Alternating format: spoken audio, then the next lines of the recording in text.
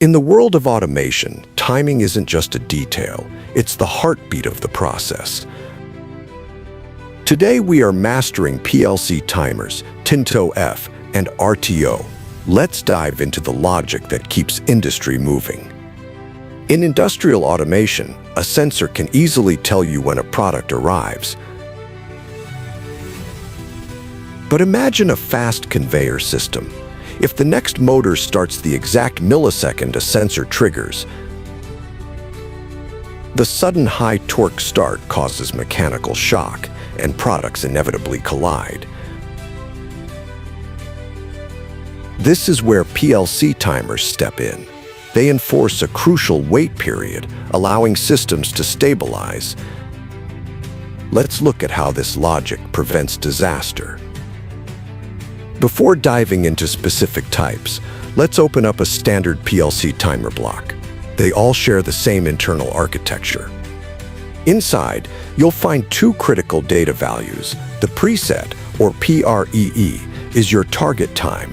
The accumulator, or ACC, is the current elapsed time. Next are the three status bits. The enable bit, EN, turns blue when the timer receives power. The timer timing bit, TT, glows yellow while actively counting. Finally, the done bit, DN. This green indicator is the payload. It triggers exactly when the accumulator math equals the preset value. Understanding how these 5 elements interact is the key to mastering industrial timing logic. The timer on delay, or TON, is the most common timer in industrial automation. Its purpose is simple: wait a specific amount of time before turning something on. Let's look at the timing diagram. When the input condition becomes true, the timer begins counting. This is the accumulation phase. Once the accumulated time reaches the preset value, the timer finishes, and the output, or done bit, turns on. But here is the critical rule. The input must remain true for the entire duration. If it drops early, the timer instantly resets to 0. Now let's translate this concept into actual code. Here is a standard ladder logic implementation for a TON instruction. On the first rung, we have our input condition. Let's call it switch A. When switch A closes, power flows to the TON block. Inside the block, the preset value is set to 5,000 milliseconds. The accumulator, or ACC, begins counting up from 0. Once the accumulator reaches 5,000, the timer finishes. At this exact moment, the done bit, or DN, becomes true. This DN bit then closes the circuit on the second rung to start our motor. If switch A opens early, the timer instantly resets. Now let's look at the exact opposite, the TOF, or timer off delay. Imagine a heavy industrial motor that generates a lot of heat. When you turn the motor off, you can't stop the cooling fan immediately. The fan needs to keep running to cool the system down.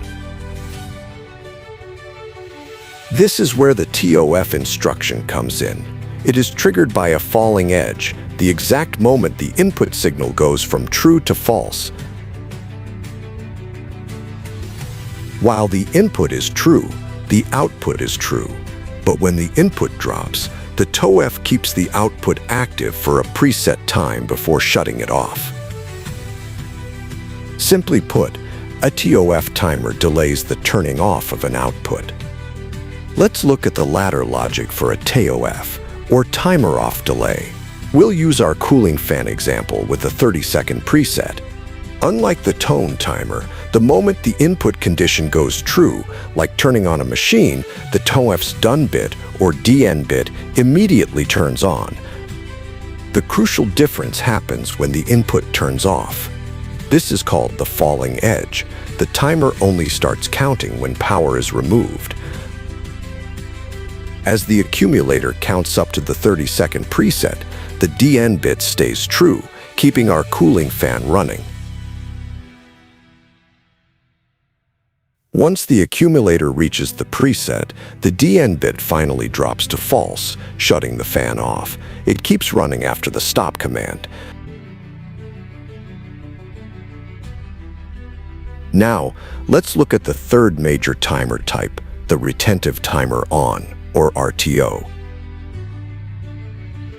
Unlike the TON or TOF, which reset to 0 when their input conditions go false, the RTO has a built-in memory.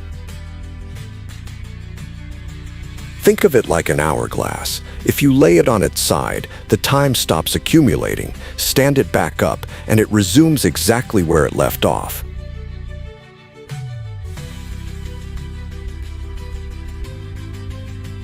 In an industrial setting, imagine a machine that requires maintenance after 100 hours of operation.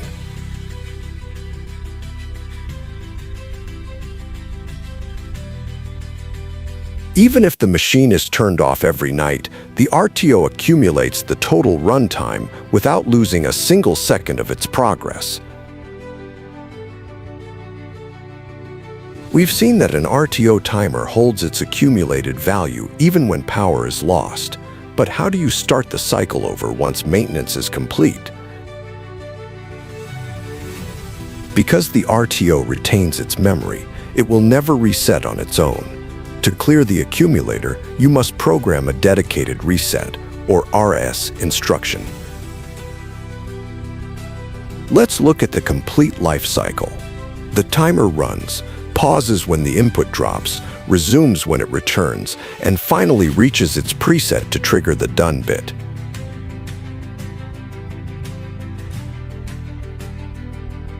Only when a separate input triggers the RAS instruction will the accumulator instantly drop back to 0, allowing the machine to run again. Forgetting this reset rung is the #1 mistake beginners make, leaving systems permanently locked out.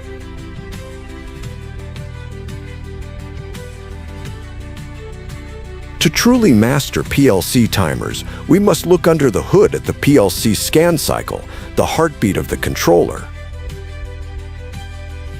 Every PLC continuously repeats 3 phases: reading physical inputs, executing the logic program, and updating the outputs. Timers are not physical hardware relays. They are software instructions living inside the CPU's memory.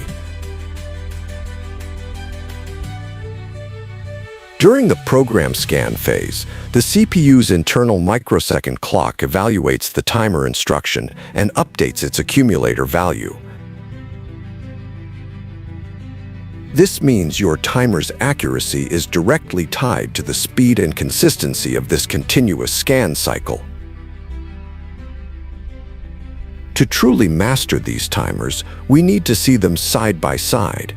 Let's apply the exact same input pulse to a TON, a TOF, and an RTO. Watch the TON. When the input goes high, it waits. The output only turns on after the preset time is reached, delaying the start.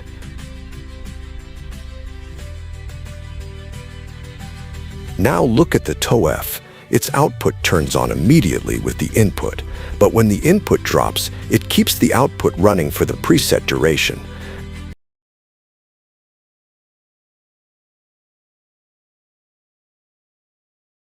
Finally, the RTO. Notice what happens when the input drops midway. It doesn't reset, it pauses. When the input returns, it resumes counting from where it left off.